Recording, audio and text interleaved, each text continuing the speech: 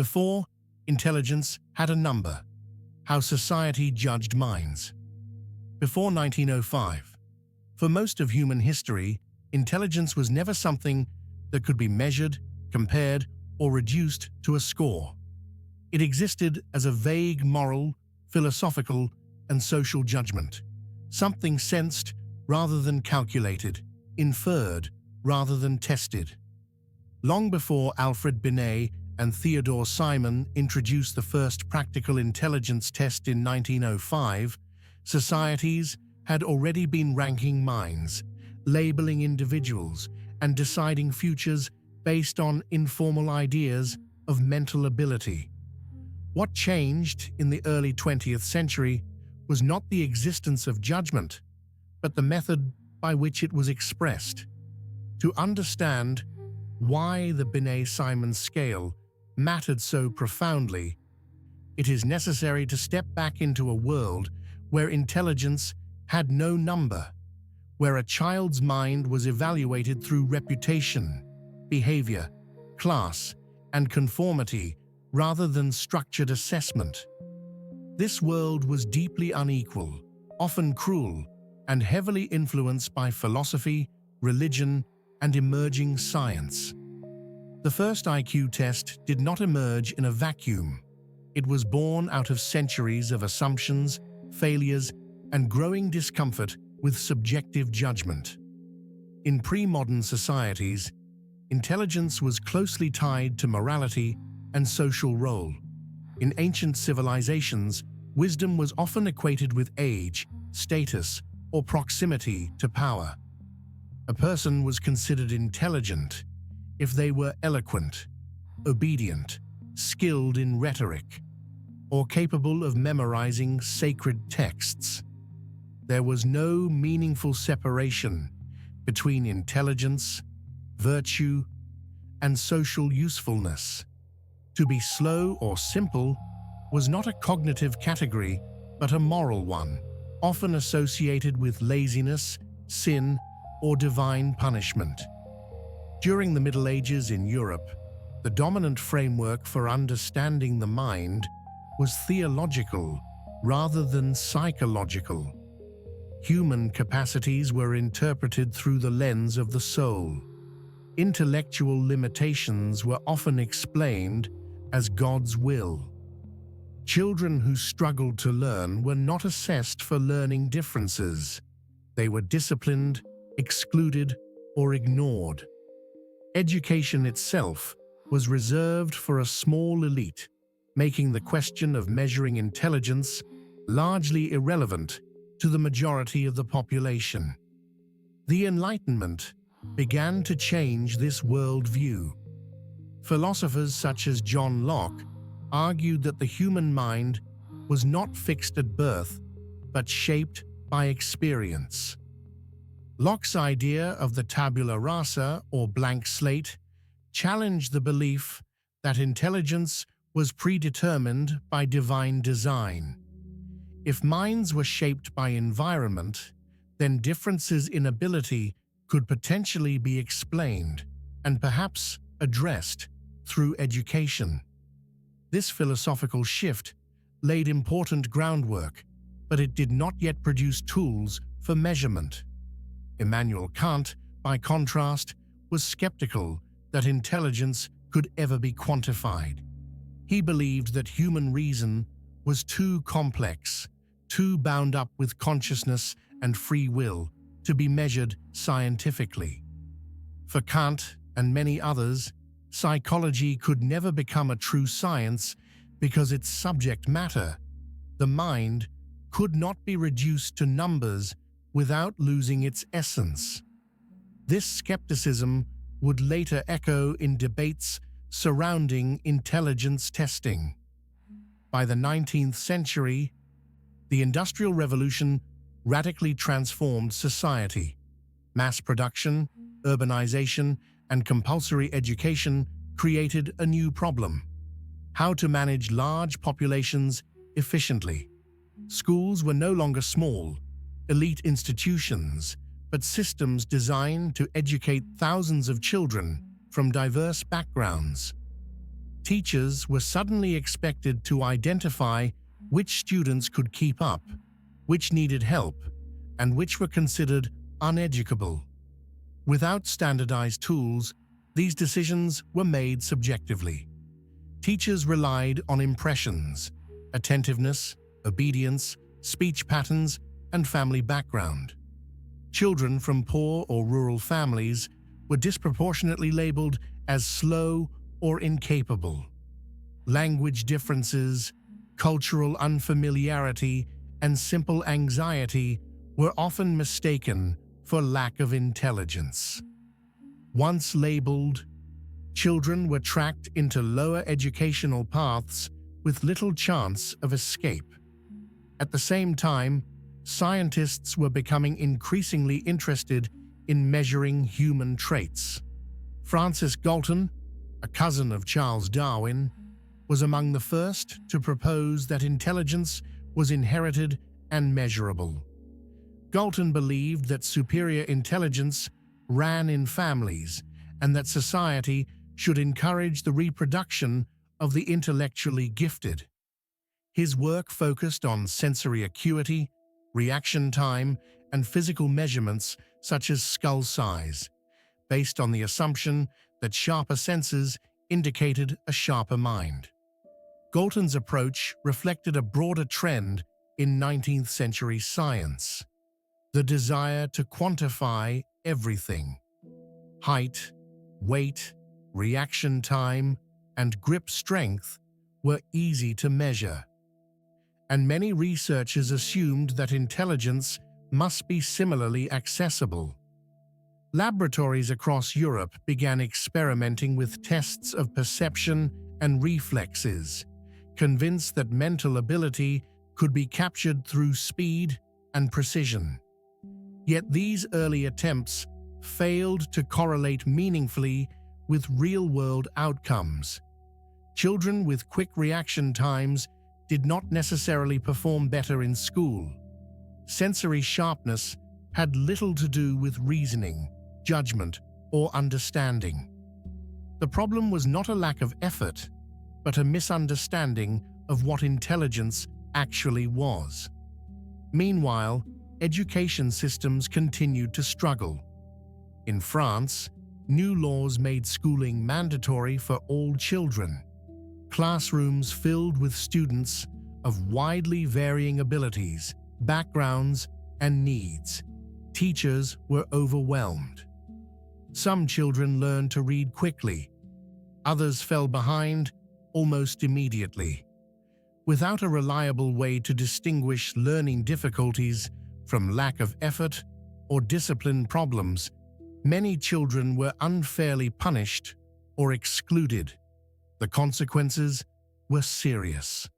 Children labeled as defective were often removed from mainstream education and placed in institutions. These labels followed them for life, limiting employment opportunities and reinforcing social inequality. The absence of objective assessment tools did not protect children from harm. It enabled it. It was within this context that the idea of measuring intelligence took on a new ethical dimension. The question was no longer whether intelligence could be measured, but whether it should be measured in order to protect children from arbitrary judgment. This shift in motivation would become central to Alfred Binet's work. Unlike Galton, Binet did not begin with the assumption that intelligence was fixed or hereditary. He was deeply skeptical of biological determinism and wary of reducing complex mental processes to simple metrics. His interest lay not in ranking individuals, but in understanding how children think and how they might be helped. Before 1905, intelligence existed as a powerful but invisible force. It shaped lives without being named, quantified, or questioned. Decisions were made behind closed doors, guided by bias, tradition, and limited understanding. The invention of the first IQ test would not eliminate inequality or misuse, but it would fundamentally change how society talked about the mind. The world before intelligence had a number was not neutral or humane. It was subjective, inconsistent, and often unjust. The Binet-Simon scale emerged as an attempt to bring clarity, fairness, and compassion into a system that desperately needed all three. To appreciate its significance, one must first understand the chaos it was meant to replace. Alfred Binet, the unlikely father of intelligence testing. Alfred Binet is often remembered today as the inventor of the first intelligence test, a title that suggests intention, confidence, and authority. Yet this retrospective label obscures a crucial truth. Binet never set out to rank human beings, to define intelligence as a fixed quantity, or to create a tool that would shape global education and policy for more than a century. In fact, Binet was deeply uncomfortable with the very idea that intelligence could be reduced to a single number. The irony of his legacy lies in the gap between what he intended and what his work ultimately became. To understand the Binet-Simon scale, one must first understand Binet himself, not as a distant historical figure, but as a cautious, curious, and ethically motivated psychologist navigating a young and uncertain scientific field. His intellectual journey explains not only how the first intelligence test was created, but also why it was fundamentally different from what came before, and why its later transformation into IQ troubled those who knew his philosophy best. Alfred Binet was born in 1857 in Nice, France, into a world where psychology did not yet exist as a formal discipline. His early education was not in psychology at all, but in law. He earned a law degree in Paris and initially appeared destined for a conventional professional career. Yet Binet found legal practice intellectually unsatisfying. He was drawn instead to questions about the mind, how people think, remember, reason, and differ from one another. At the time, the study of the mind was fragmented. Philosophy addressed consciousness and reason in abstract terms, while medicine focused on mental illness. There was no unified scientific psychology in France. Binet entered this intellectual landscape largely as an autodidact, reading widely and experimenting independently. This unconventional path would later shape his resistance to rigid theoretical systems. In the 1880s, Binet became associated with Jean-Martin Charcot at the Salpêtrière Hospital, one of the most famous neurological research centers in Europe. Charcot's work on hypnosis and hysteria was internationally renowned, and Binet initially embraced these studies with enthusiasm. He published papers on hypnotic phenomena, suggestion, and altered states of consciousness. However, this period would become one of the most humbling chapters of Binet's career. When aspects of Charcot's hypnotic research were later challenged and partially discredited, Binet publicly acknowledged his mistakes. Rather than defending flawed theories, he revised his views and moved on. This willingness to abandon cherished ideas in light of evidence became one of Binet's defining intellectual traits. By the 1890s, Binet had shifted his focus away from hypnosis and toward experimental psychology. He became director of the psychology laboratory at the Sorbonne, where he conducted studies on attention, memory, imagery, and problem-solving. Unlike many of his contemporaries, Binet was less interested in grand theories and more interested in observable mental processes as they occurred in real people, especially children. children in particular fascinated Binet. He observed that children's thinking differed from adults not merely in degree, but in kind. Their reasoning followed different patterns, their errors revealed underlying logic, and their intellectual growth was uneven and highly sensitive to environment. These observations would later inform the structure of the intelligence test. Crucially, Binet rejected the prevailing belief that intelligence was primarily hereditary and fixed. He was aware of Francis Galton's work and the growing enthusiasm for biological determinism, but he found these ideas both scientifically weak and socially dangerous.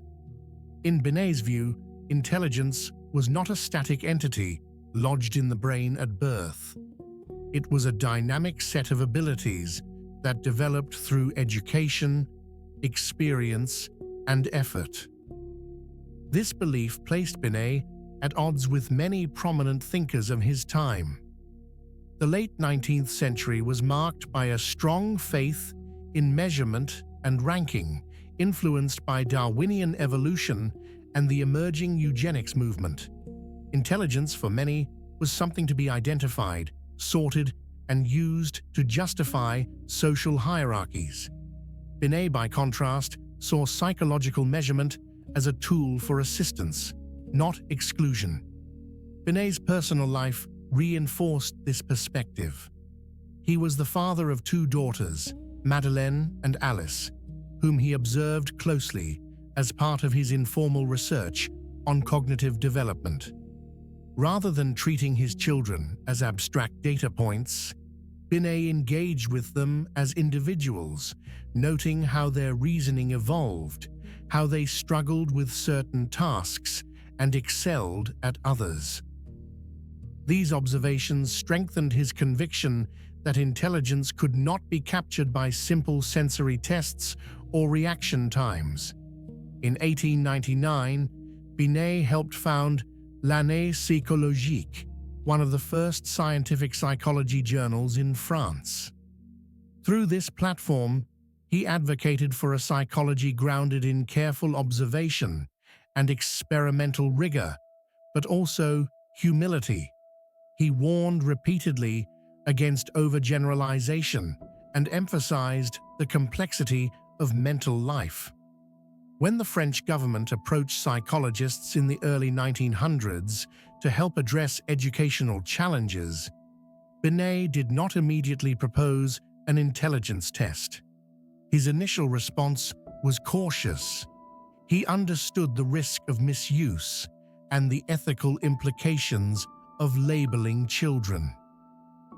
Yet he also recognized the harm caused by the absence of any systematic method for identifying students who needed support.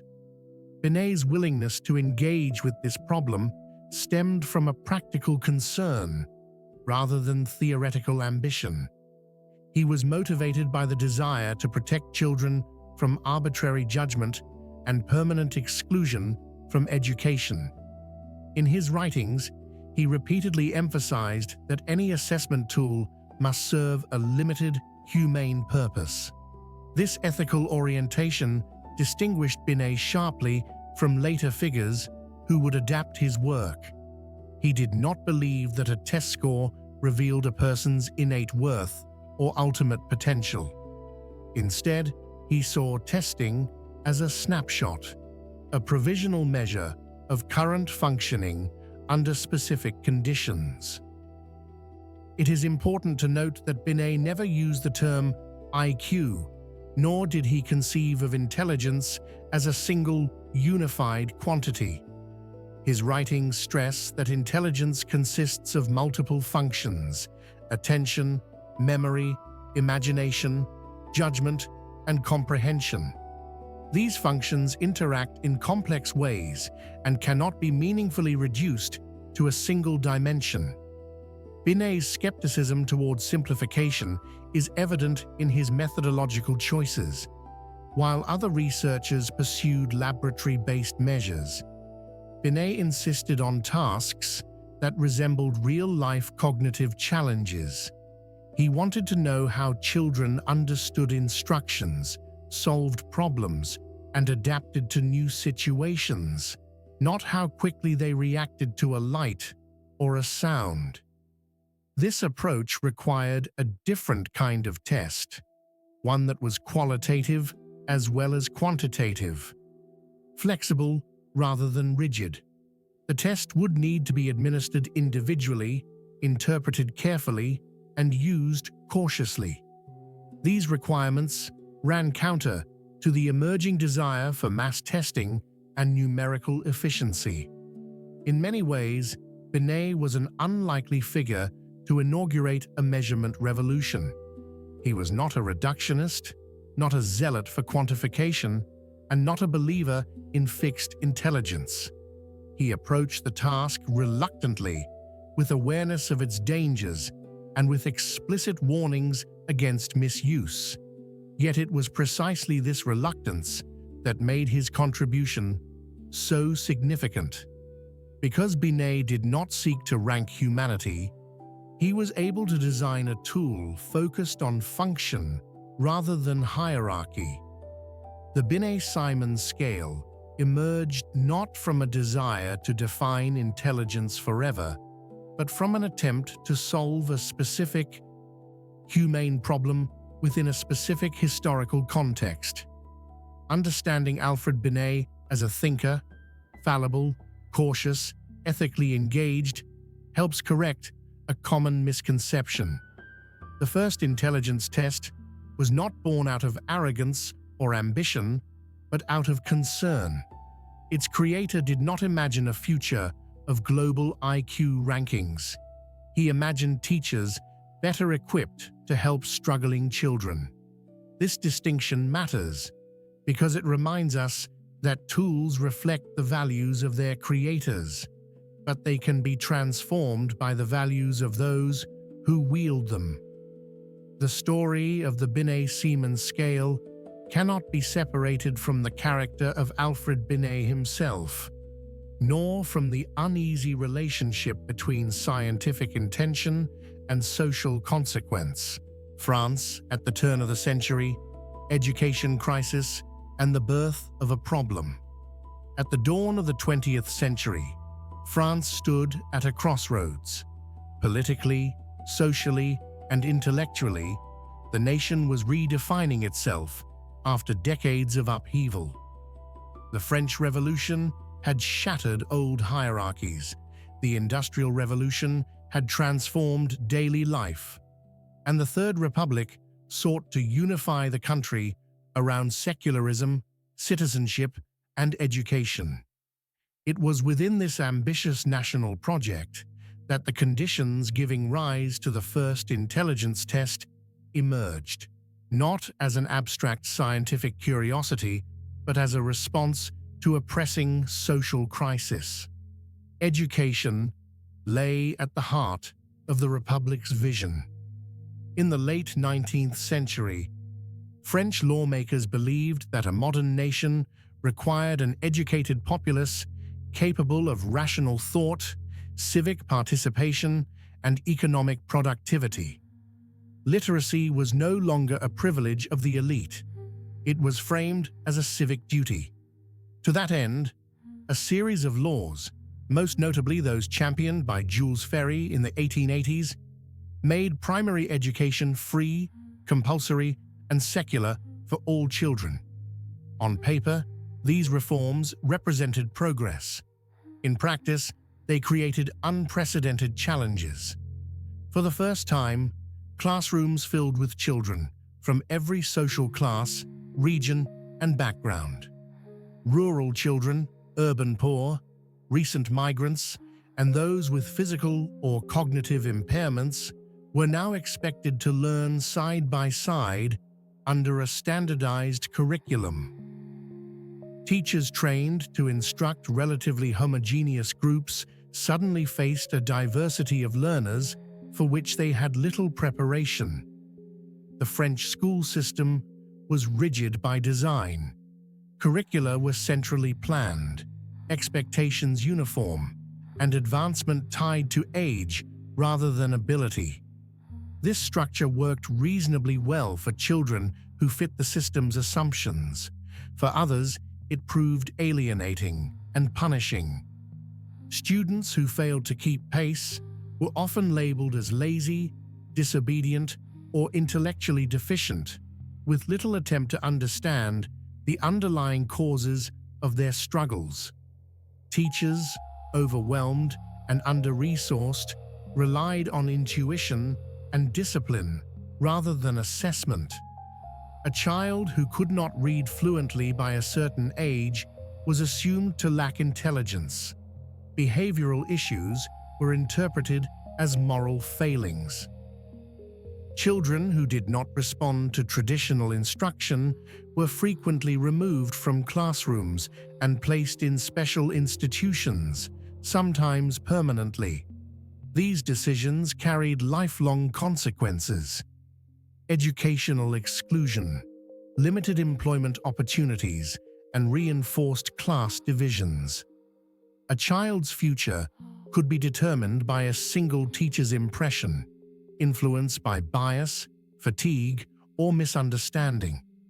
There was no standardized method to distinguish between children who were intellectually delayed, those who learned differently, and those simply deprived of adequate instruction. By the late 1890s, concerns about this system began to surface. Educators and policymakers recognized that compulsory education alone was not enough. Without tools to identify and support struggling students, the system risked harming the very children it aimed to uplift. The problem was not merely academic, it was ethical. Psychology, still a young discipline, was increasingly seen as a potential solution. If mental abilities could be studied scientifically, perhaps they could also be assessed more fairly. Yet existing psychological methods offered little help. Laboratory tests of reaction time or sensory acuity bore no clear relationship to classroom performance. Teachers needed practical guidance, not abstract measurements. It was within this context that the French Ministry of Public Instruction convened a commission in 1904 to address the problem of children who were not benefiting from standard education. The commission's task was not to rank students or identify genius, but to determine which children required specialized educational support. The goal was remedial, not punitive. Alfred Binet was appointed to this commission alongside physicians and educators. His inclusion reflected his growing reputation as a careful experimental psychologist with a deep interest in child development. Importantly, Binet was not chosen because he advocated intelligence testing. He was chosen because he questioned it. His skepticism was seen as a safeguard against premature or harmful conclusions. The commission faced a daunting challenge. How could one identify children who genuinely needed special education without stigmatizing them or relying on subjective judgment? Any tool developed would need to be accurate, humane, and limited in scope.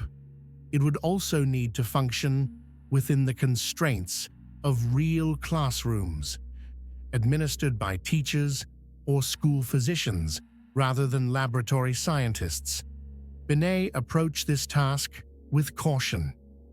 He was acutely aware of the social stakes.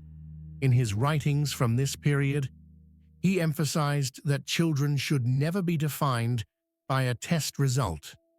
Assessment, he argued, must always be provisional and contextual. A child's performance reflected not only innate ability, but also health, fatigue, motivation, and prior instruction. The urgency of the situation, however, left little room for philosophical hesitation. Schools needed immediate solutions. Teachers needed guidance. children were being mislabeled and misrouted every day. The absence of an objective framework was itself causing harm. The Commission's mandate crystallized the central tension that would shape the Binet-Simon scale: how to introduce measurement without dehumanization. Binet's task was not to quantify intelligence for its own sake, but to create a practical instrument that could improve educational outcomes. This context explains why the first intelligence test emerged in France rather than elsewhere. It was not simply a matter of scientific innovation, but of social necessity. The French educational system, with its centralized structure and republican ideals, provided both the pressure and the opportunity for a new approach. The children at the center of this crisis were not abstract subjects. They were individuals struggling to adapt to a system that demanded uniformity. Some had developmental delays, others faced language barriers, and many suffered from poverty-related disadvantages. Treating all these cases as identical failures of intelligence was both inaccurate and unjust. Binet recognized that any meaningful assessment would need to capture functional abilities relevant to schooling, understanding instructions, solving problems, using language, and adapting to new tasks. These were the skills teachers observed daily, yet lacked a structured way to evaluate. The Commission's work marked a turning point. For the first time, the state formally acknowledged that intellectual differences required scientific understanding rather than moral judgment. This shift, subtle but profound, opened the door to psychological assessment as a tool of social policy. By 1905, the groundwork was laid. The problem was clearly defined, the ethical stakes understood, and the limitations of existing methods exposed. What remained was the creation of a new kind of test, one grounded in real-world cognition, designed for children and constrained by humane intent. The education crisis of turn-of-the-century France did not merely inspire the first intelligence test, it shaped its purpose, structure, and limits. The Binet-Simon scale would emerge directly from this context, carrying with it the hopes and anxieties of a society struggling to reconcile equality with difference. The Binet-Simon collaboration, designing the first practical intelligence test. When Alfred Binet began the work that would culminate in the 1905 Binet-Simon scale, he did not do so alone. Central to this endeavor was his collaboration with Theodore Simon, a young physician whose clinical experience complemented Binet's psychological insight. Together, they faced a challenge that no one before them had successfully resolved: how to create a practical, reliable method for identifying children who struggled intellectually, without reducing the richness of the human mind to crude measurements. The partnership between Binet and Simon was both pragmatic and philosophical. Simon worked closely with children in clinical and educational settings, observing firsthand the difficulties faced by those who did not thrive in traditional classrooms. He brought a grounded understanding of developmental delay, medical factors, and institutional realities. Binet, by contrast, contributed theoretical rigor, experimental skill, and a strong ethical framework. Their collaboration represented a rare balance between theory and practice. At the outset, Binet and Simon rejected the dominant models of intelligence measurement. Reaction time tests, sensory discrimination tasks, and physical measurements had proven inadequate. These methods, popularized by researchers influenced by Galton, assumed that intelligence could be inferred from basic perceptual speed or physiological traits. Binet and Simon found no convincing evidence that such measures corresponded to a child's ability to reason, understand language, or succeed in school. Instead, they proposed a radical alternative. Intelligence should be assessed through complex mental activities similar to those required in everyday life. This included understanding instructions, solving problems, using language appropriately, exercising judgment, and adapting to new situations. Intelligence, in their view, was functional rather than elemental. This shift had profound implications for test design. Rather than administering uniform tasks to all individuals, Binet and Simon decided to tailor items to different developmental stages. Children, they argued, should be compared not to adults, but to peers of the same age. This age-based framework would become one of the defining features of the Binet-Simon scale. The design process was iterative and empirical. Binet and Simon observed children performing a wide range of tasks, noting which activities reliably differentiated younger from older children. Tasks that most children of a certain age could complete were assigned to that age level. Tasks that proved too easy or too difficult were discarded or revised. Importantly, the researchers paid close attention not only to whether a child succeeded or failed, but to how the child approached the task. Hesitation, confusion, persistence, and strategy all informed their understanding of cognitive functioning. This qualitative sensitivity distinguished their work from purely numerical testing. The earliest versions of the scale were modest in scope. They consisted of short tasks administered individually, often in a quiet room with minimal distractions. The examiner's role was not merely to record answers, but to observe behavior and ensure that instructions were understood. This emphasis on examiner judgment reflected Binet's belief that tests could never replace human interpretation. The tasks themselves were deliberately varied. Some involved memory, such as repeating sequences of numbers or sentences. Others tested attention, comprehension, or reasoning, such as identifying differences between objects or explaining simple concepts. Language played a central role, reflecting its importance in schooling and everyday communication. Binet and Simon were careful to avoid culturally specific knowledge that would disadvantage certain children. The focus was on basic cognitive processes rather than learned facts. For example, a child might be asked to define common words, follow verbal instructions, or complete simple logical sequences. The collaboration also required confronting practical constraints. The test needed to be brief enough for use in schools, yet comprehensive enough to yield meaningful information.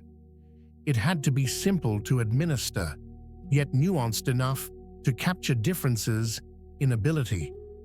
Balancing these demands required constant compromise. Throughout this process, Binet remained vigilant about ethical concerns. He insisted that the test be used only for identifying children who required special educational support, not for ranking students or predicting lifelong potential. Simon shared this caution, recognizing the risk of stigma and misuse. The resulting scale, published in 1905, represented a methodological breakthrough. It operationalized intelligence in a way that was observable, measurable, and relevant to real-world functioning. Yet it also retained a degree of flexibility and humility absent from later adaptations. The Binet-Simon collaboration exemplified a rare moment in psychological history when measurement was guided by empathy as much as by precision. The test they designed was not perfect, nor did they claim it to be. It was rather a tool born of necessity, shaped by careful observation and constrained by ethical intent. This collaborative process laid the foundation for modern psychological assessment. It demonstrated that complex mental phenomena could be studied systematically without stripping them of meaning. In doing so, Binet and Simon opened a new chapter in the science of the mind, one that would soon extend far beyond its original purpose. Inside the 1905 Binet-Simon scale, tasks, questions, and structure. When the Binet-Simon scale was published in 1905, it did not resemble what modern readers might imagine as an intelligence test. There were no standardized answer sheets, no total scores calculated by formula, and no single number meant to summarize a child's mind. Instead, the scale presented a carefully constructed series of tasks designed to probe different aspects of cognitive functioning across developmental stages. Its structure reflected Alfred Binet's core belief: intelligence was not a thing one possessed, but a collection of mental processes that unfolded over time.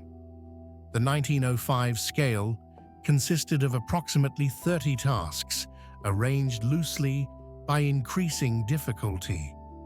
These tasks were not grouped under formal subtests, nor were they assigned numerical weights. Their organization was pragmatic rather than theoretical, shaped by empirical observation of how children of different ages performed. Each task was selected because it differentiated reliably between children who were developing typically and those who were struggling intellectually. Importantly, the tasks were chosen not because they measured abstract mental constructs, but because they reflected abilities relevant to everyday functioning and schooling. The scale was administered individually, usually in a quiet setting free from distractions. This was a deliberate choice.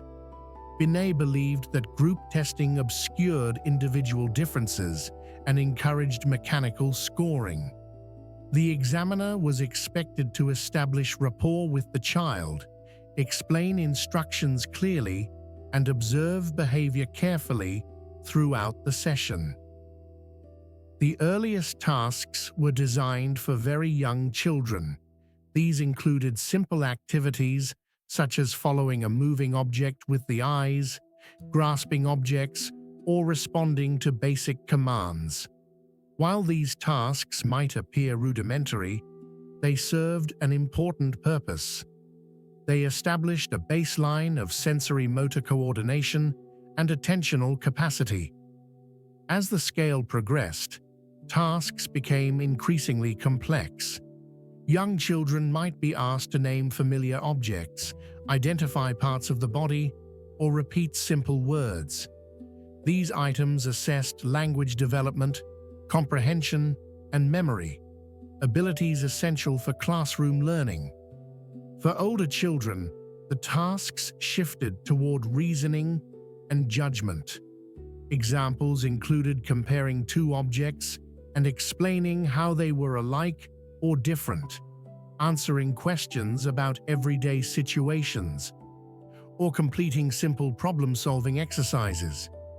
These tasks required the child to move beyond rote recall and demonstrate understanding. One notable feature of the scale was its emphasis on verbal abilities. Language was central to many tasks, reflecting both the importance of communication in education and Binet's belief that higher mental processes were closely tied to linguistic competence. This emphasis would later attract criticism for cultural bias, but within the context of French schooling, it was seen as appropriate and necessary. Memory tasks played a significant role as well. Children might be asked to repeat sequences of digits or sentences of increasing length. These tasks assessed not only memory capacity, but also attention and concentration. Binet was careful to note that failure on such tasks could result from fatigue, anxiety, or lack of motivation, underscoring the importance of contextual interpretation. Attention and concentration were evaluated through tasks that required sustained focus, such as following multi-step instructions or identifying errors in simple statements.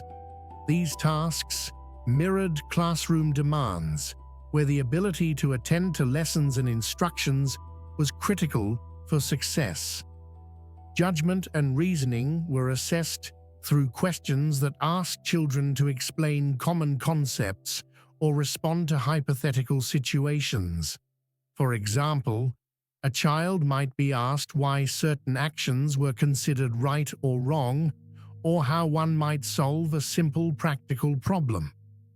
These items probed the child's ability to apply knowledge flexibly rather than recite learned facts.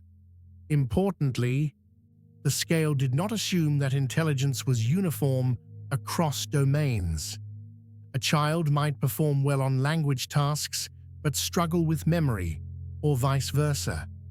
Binet viewed such variability as informative rather than problematic. It highlighted the multifaceted nature of intelligence and resisted reduction to a single score. The role of the examiner was central to the scale's administration. Unlike later standardized tests, the Binet-Simon scale required professional judgment. Examiners were instructed to consider the child's demeanor, effort, and understanding. A wrong answer was not always interpreted as evidence of incapacity. It might indicate misunderstanding or distraction. Binet explicitly warned against mechanical scoring.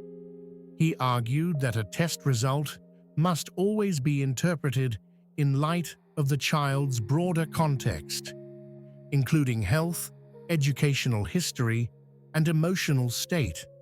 This insistence reflected his broader skepticism toward over-reliance on numbers. The scale's structure also reflected a developmental perspective. Tasks were ordered roughly by the age at which most children could successfully complete them. This arrangement allowed examiners to identify a child's approximate level of functioning relative to age peers, a concept that would later evolve into the notion of mental age. However, in the 1905 version, mental age was not yet formalized as a numerical value. The scale provided qualitative information about which tasks a child could or could not perform.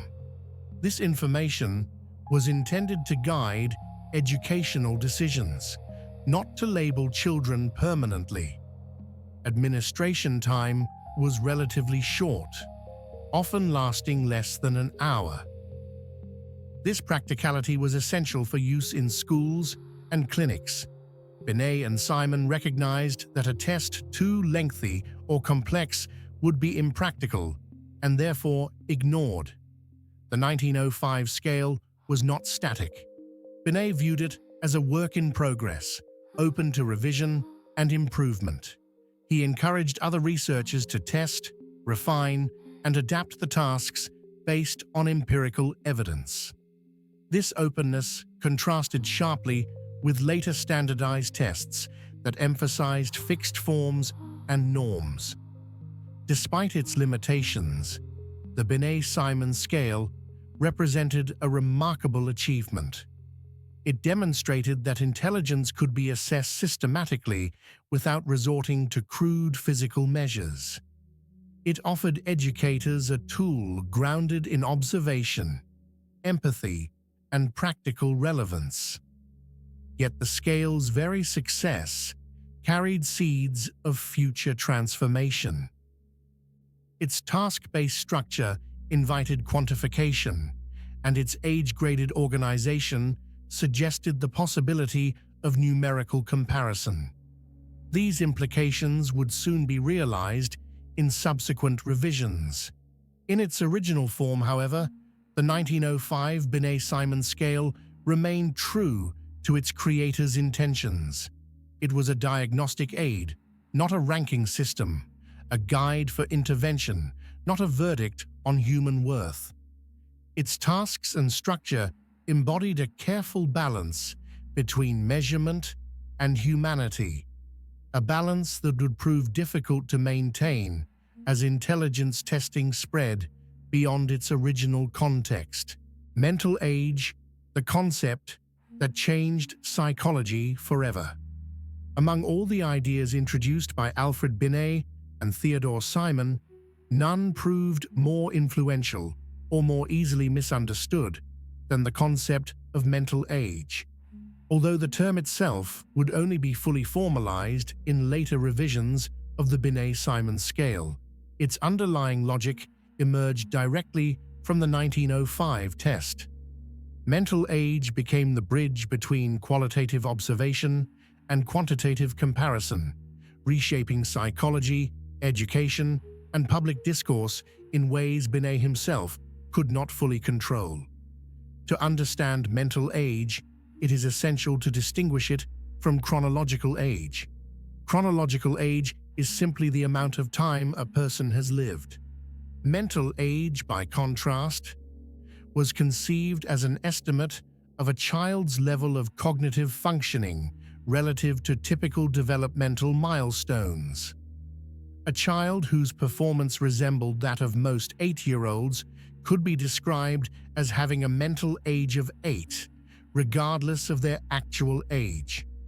This idea was revolutionary because it reframed intellectual differences as developmental rather than absolute.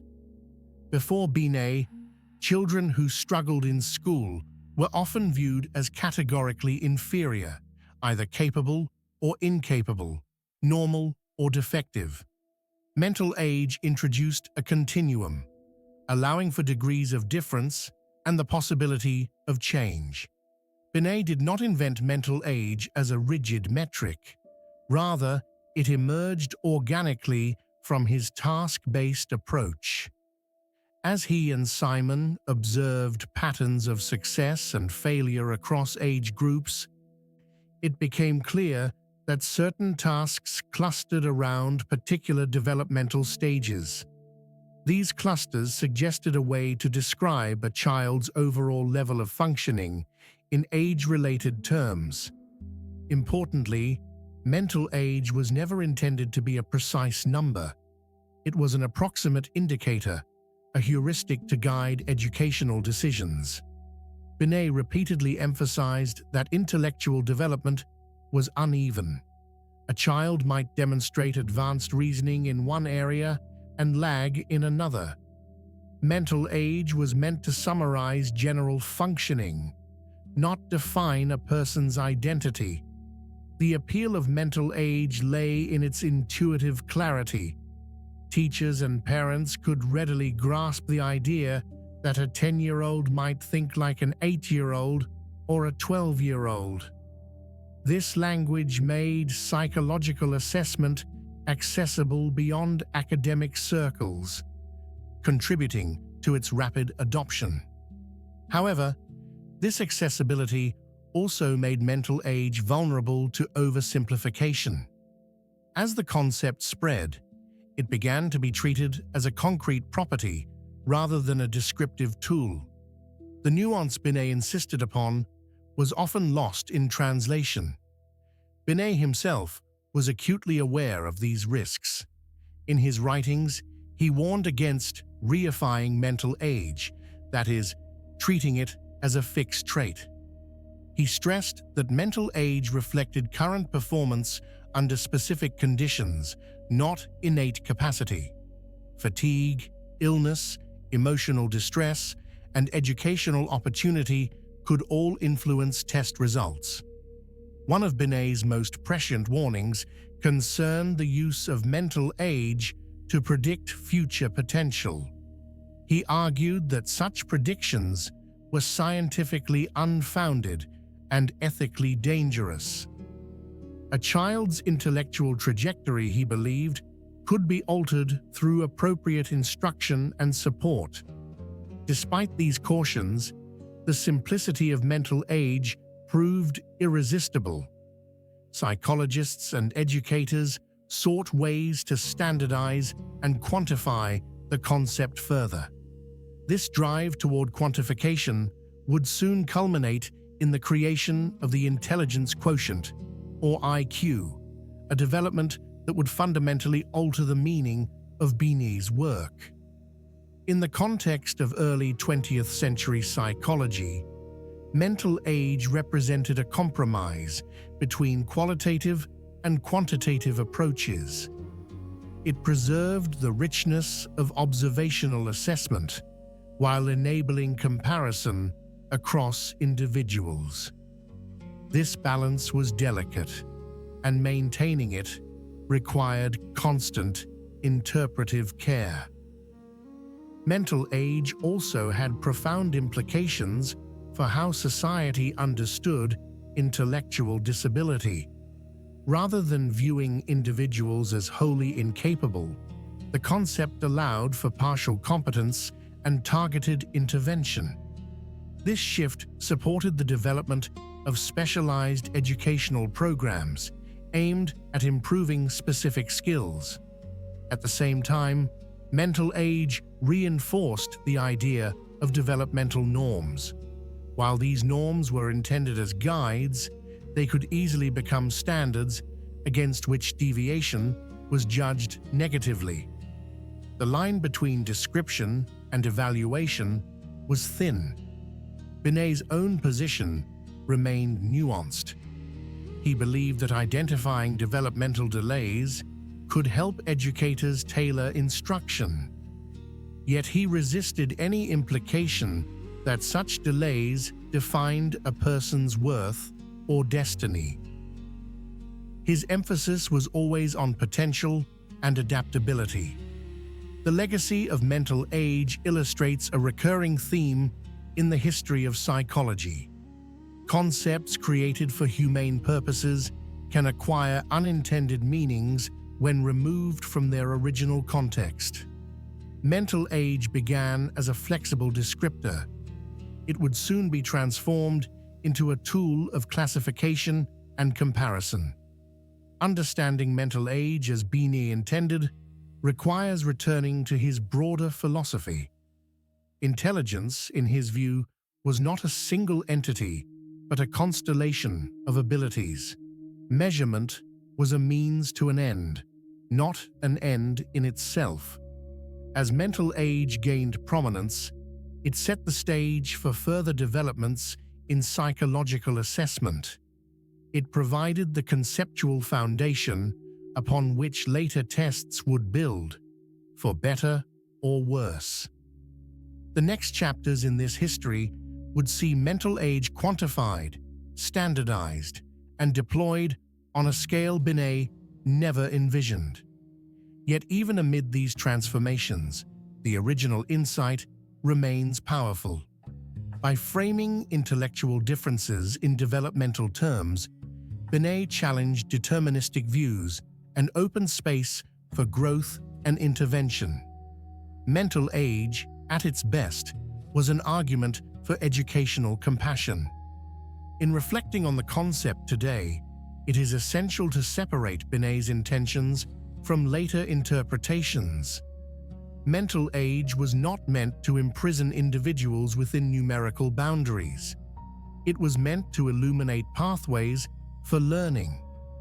The story of mental age is thus a story of both innovation and caution, a reminder that the way we measure minds shapes not only scientific practice, but social values. As we move forward in this history, we will see how this concept was embraced, transformed, and sometimes distorted as intelligence testing spread beyond France. Early reception and misunderstanding, praise, confusion, and resistance. When the Binet-Simon scale was introduced in 1905, its arrival did not produce immediate consensus or universal acclaim. Instead, it entered a complex intellectual landscape marked by enthusiasm, skepticism, misunderstanding, and resistance. The reactions it provoked reveal much about the hopes and anxieties surrounding intelligence, education, and scientific authority at the dawn of the 20th century. Among educators in France, the initial response was cautiously optimistic. Teachers who had long relied on subjective judgment welcomed the possibility of a systematic tool to help identify students who required additional support. The promise of greater fairness and consistency resonated strongly in overcrowded classrooms. For many practitioners, the scale offered practical guidance rather than abstract theory. At the same time, uncertainty persisted. Teachers worried about their ability to administer and interpret the test correctly. Unlike mechanical measures, the Binet-Simon scale required careful observation and professional judgment. This reliance on examiner skill created anxiety about inconsistency and error. Binet himself acknowledged these concerns, emphasizing that training and experience were essential for responsible use. Within the psychological community, reactions were more divided. Some researchers praised the scale as a breakthrough that moved intelligence testing beyond crude sensory measures. They recognized the elegance of assessing higher mental functions such as reasoning, comprehension, and judgment. Others, however, criticized the test for its apparent subjectivity and lack of precise quantification.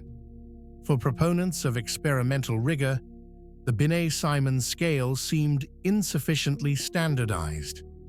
Tasks varied in difficulty, scoring was qualitative, and outcomes depended heavily on examiner interpretation. Critics argued that such flexibility undermined scientific reliability. In their view, psychology's legitimacy depended on numerical precision and replicability. These criticisms reflected deeper philosophical divides within psychology. Binet's approach aligned with a functional, developmental view of intelligence, while his critics favored reductionist models grounded in physiology or statistics. The debate was not merely technical, it concerned the very nature of the mind and the goals of psychological science. Outside academic circles, the scale attracted attention from policymakers and administrators eager for solutions to educational challenges.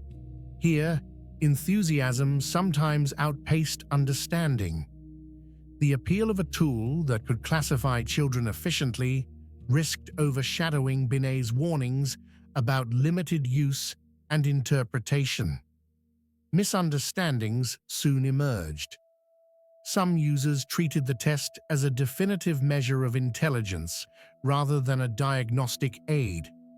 Others assumed that test results reflected innate ability, ignoring environmental and educational factors. These interpretations contradicted Binet's explicit statements, but proved difficult to control once the tool entered broader circulation. Binet responded to these developments with concern. In articles and lectures, he reiterated that intelligence was not fixed and that test results were provisional. He warned against labeling children permanently or using scores to justify exclusion. His insistence on caution reveals an acute awareness of the social power of measurement. Despite these efforts, pressures for standardization grew. Educators and administrators sought clearer guidelines, simpler scoring, and more definitive outcomes. The desire for efficiency pushed the scale toward greater formalization. This tension led to revisions of the scale in 1908 and again in 1911. These revisions expanded the range of tasks, refined age groupings, and clarified administration procedures. While still rooted in Binet's philosophy, the revised scales moved incrementally toward greater standardization. The 1908 revision introduced clearer age levels, making it easier to estimate a child's developmental standing. The 1911 revision extended the scale to older age groups, reflecting growing interest in assessing adolescents and adults. Each revision increased the scale's reach and its potential for reinterpretation. International interest further complicated reception.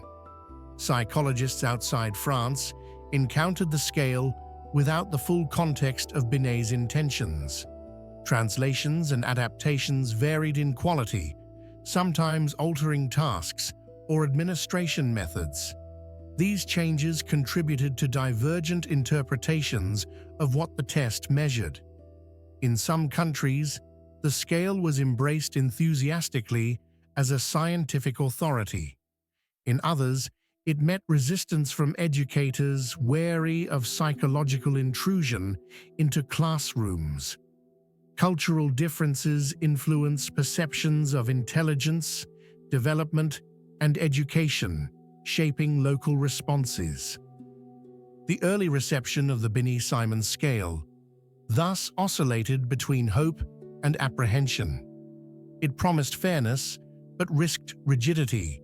It offered insight, but invited oversimplification. These ambiguities were inherent in the act of measurement itself. Binet's death in 1911 marked a turning point. With the loss of its primary advocate and interpreter, the scale became increasingly vulnerable to reinterpretation. Subsequent users would emphasize aspects that aligned with their own priorities, sometimes at odds with Binet's philosophy. Looking back, the early reception of the Binet-Simon scale illustrates the difficulty of introducing psychological tools into complex social systems. Scientific innovations do not remain static. They evolve through use, debate, and adaptation. The praise, confusion, and resistance that greeted the first intelligence test foreshadowed the controversies that would follow. They remind us that measurement is never purely technical.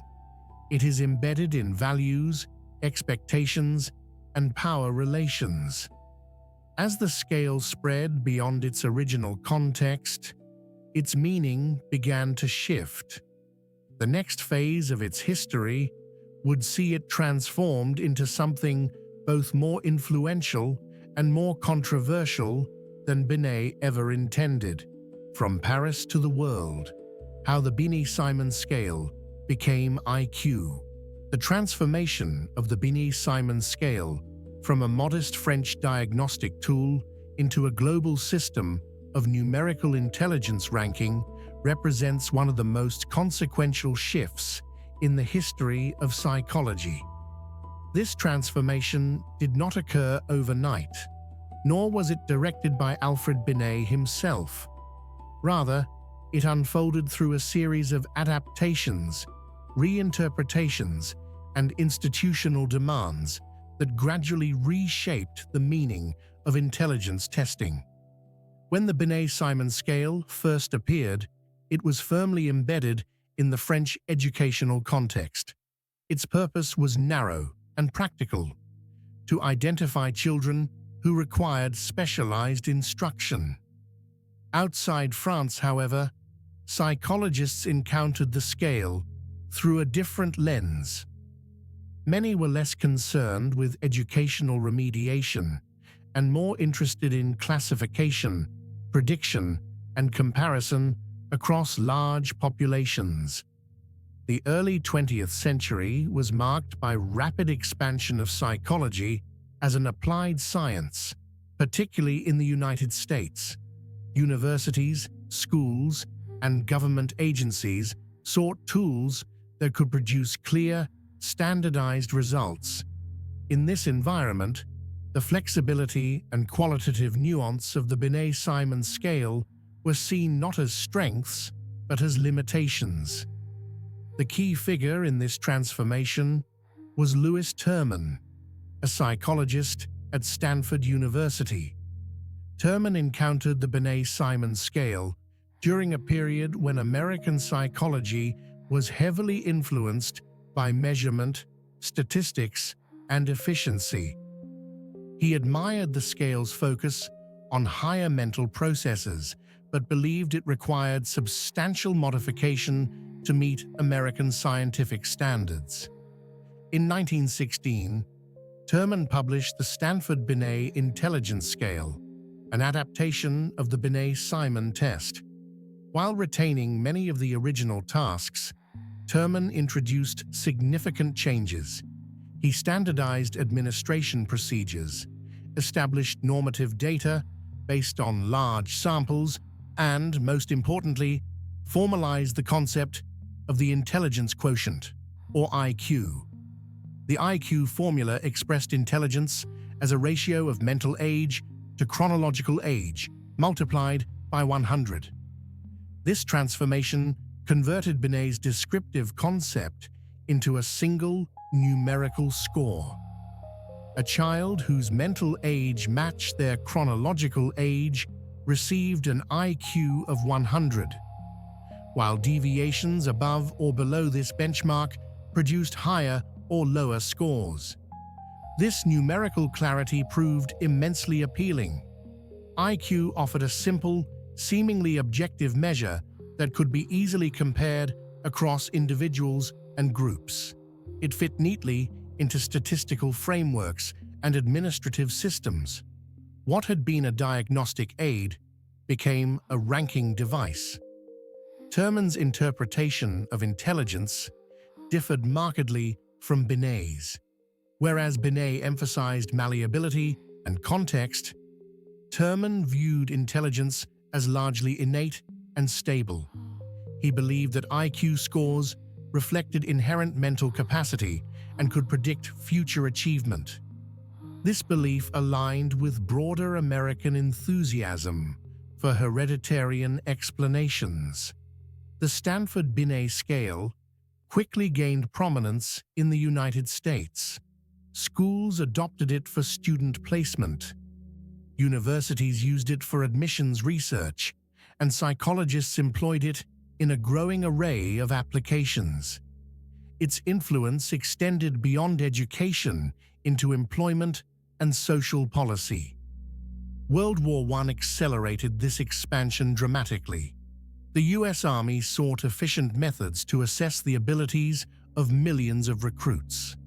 Psychologists developed group intelligence tests inspired by the Stanford Binet model, applying numerical scoring on an unprecedented scale.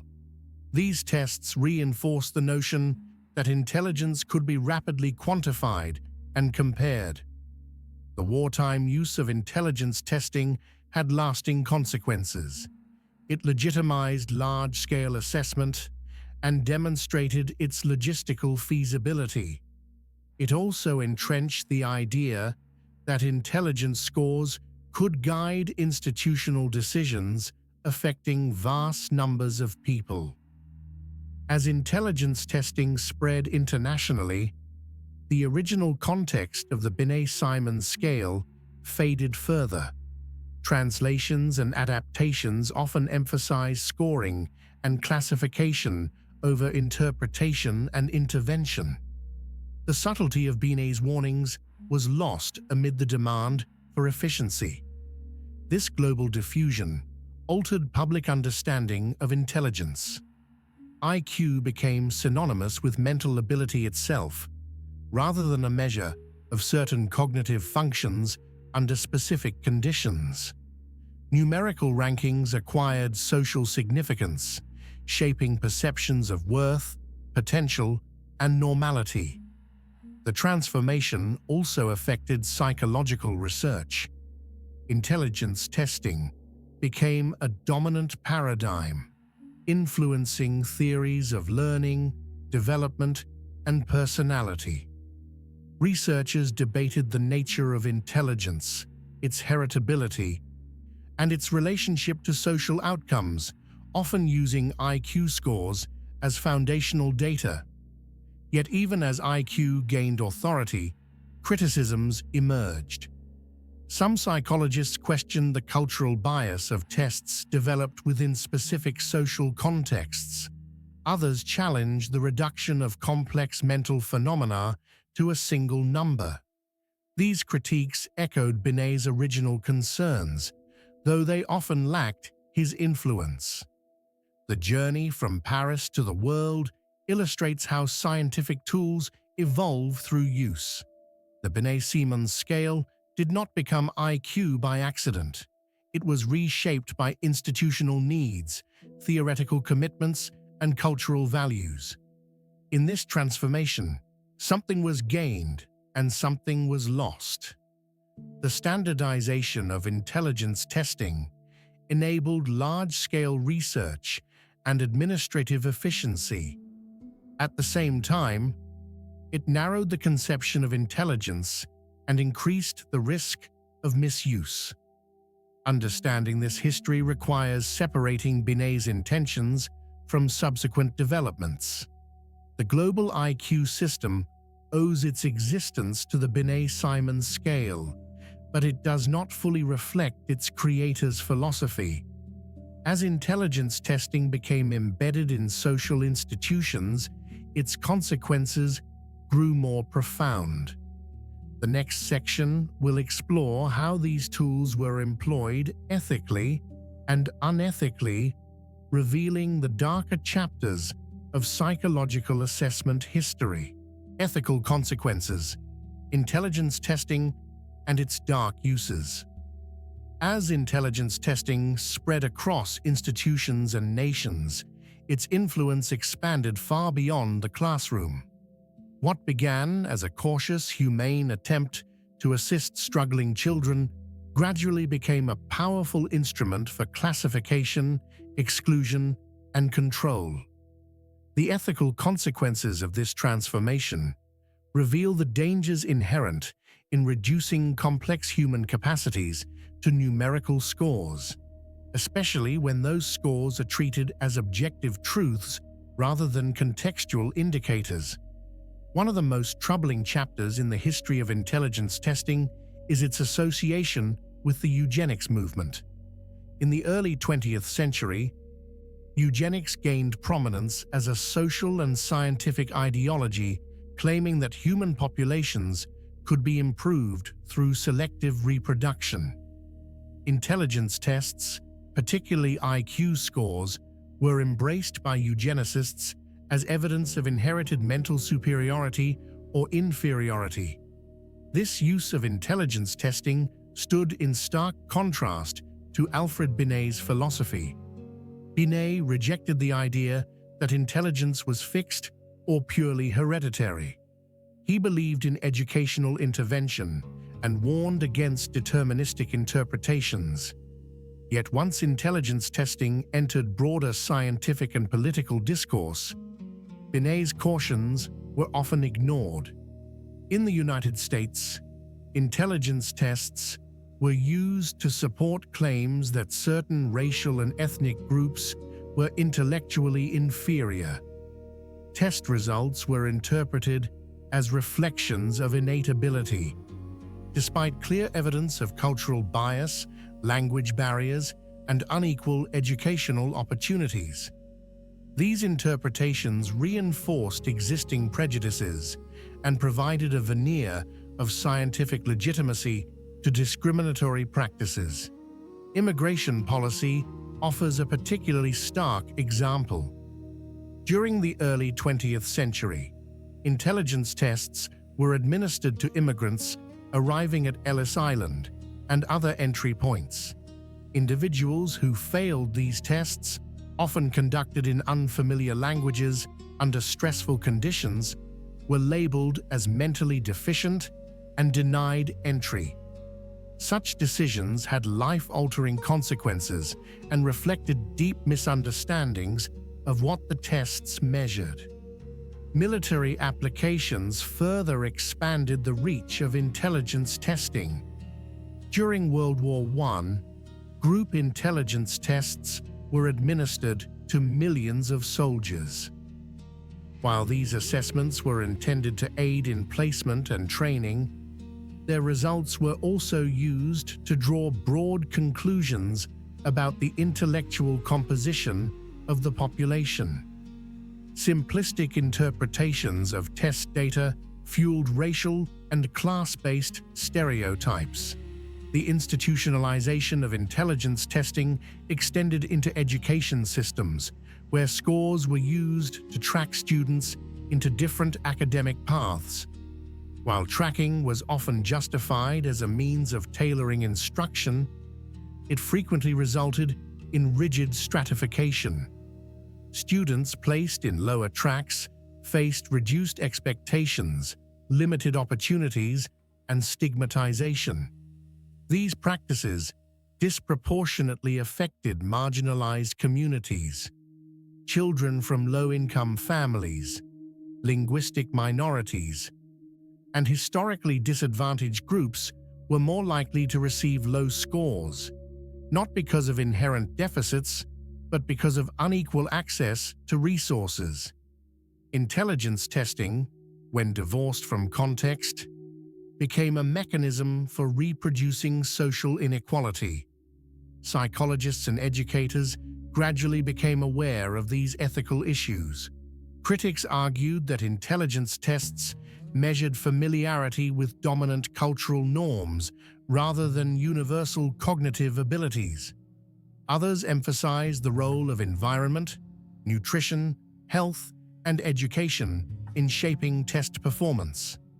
These critiques prompted important debates within psychology about bias, validity, and fairness. They also led to efforts to revise testing practices, develop culture-fair assessments, and emphasize multiple forms of intelligence. Yet the legacy of earlier misuse continued to shape public perception.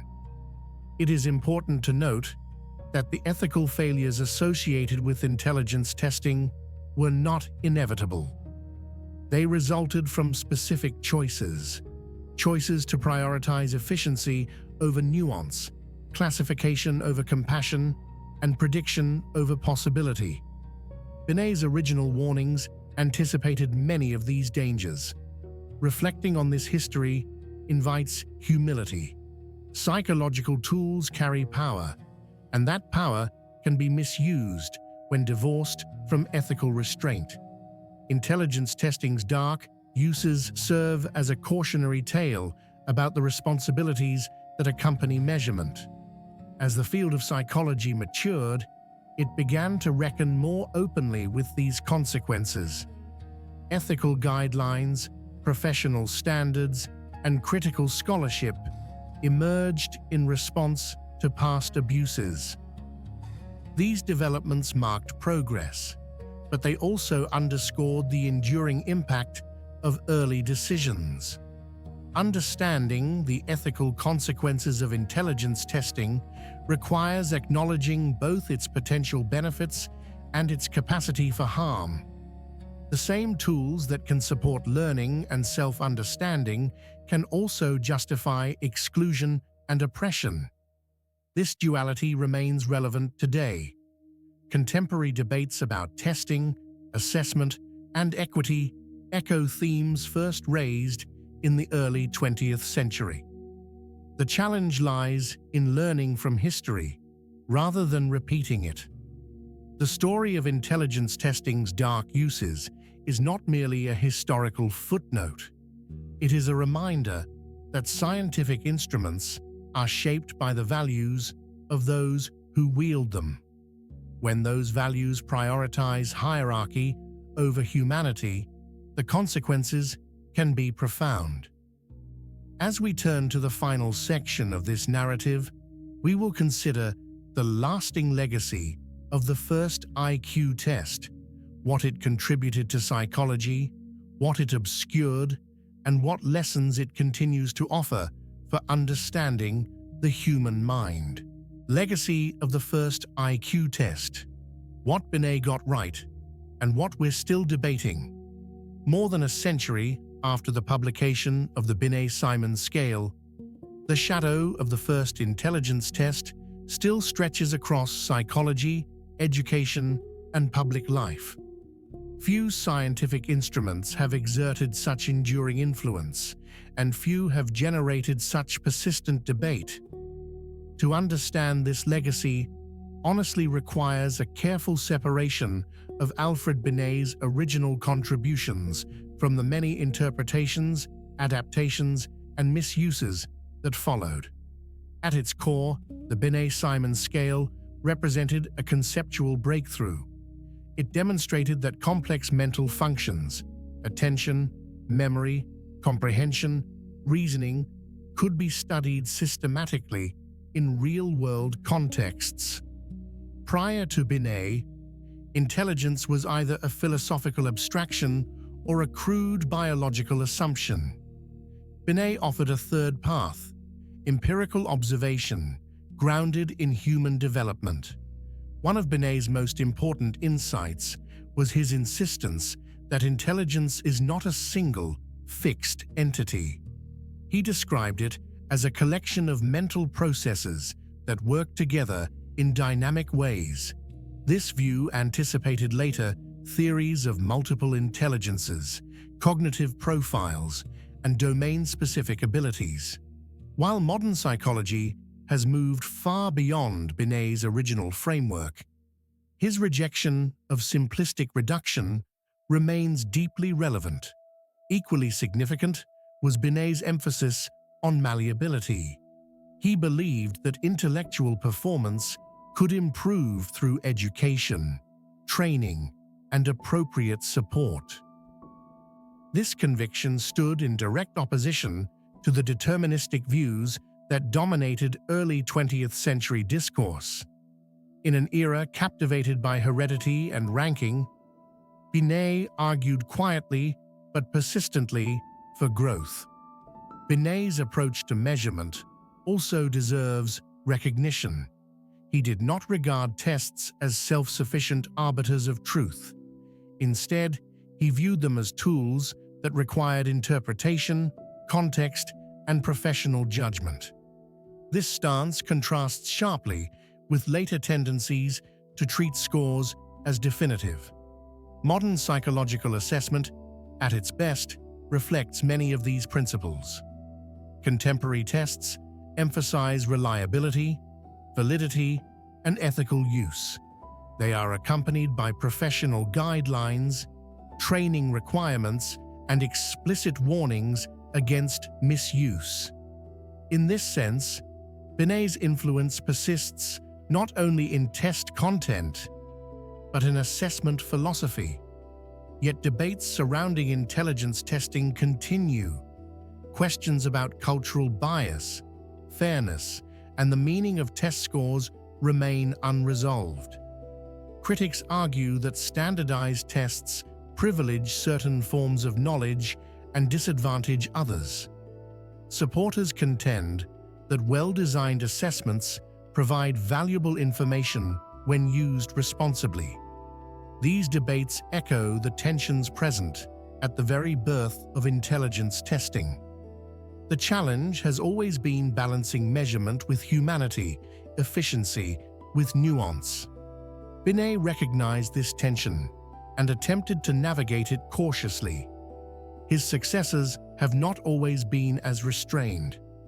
The legacy of the first IQ test also extends beyond psychology into broader cultural narratives. Intelligence scores have shaped educational trajectories, employment opportunities, and self-concept. They have been used to justify policies and to construct identities. The power of numbers lies not only in what they measure, but in how they are interpreted. In recent decades, alternative perspectives on intelligence have gained prominence. Researchers emphasize emotional intelligence, social cognition, creativity, and practical problem-solving.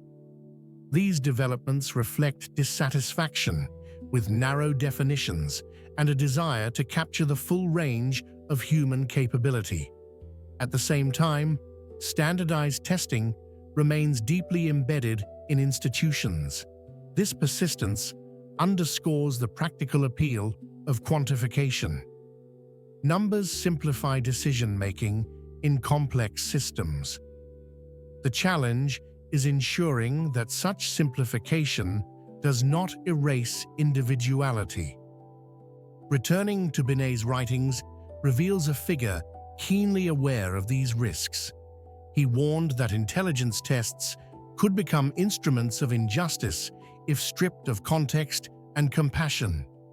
He urged educators to view assessment as a starting point for support, not an endpoint of judgment. Binet did not live to see the full consequences of his work.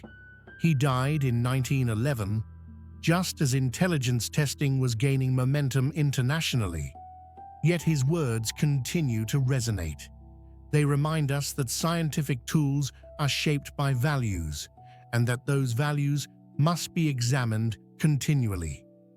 The story of the Binet-Simon scale is therefore not simply a story of invention, but of responsibility. It asks enduring questions. What does it mean to measure the mind? Who benefits from measurement? And how can we ensure that assessment serves human dignity rather than undermining it? In reflecting on the first IQ test, we encounter both achievement and caution. Binet showed that intelligence could be studied empirically without resorting to crude biological determinism. He also demonstrated the limits of measurement and the dangers of overconfidence. For modern psychology, the lesson is clear. Measurement is indispensable, but it must be guided by ethical reflection.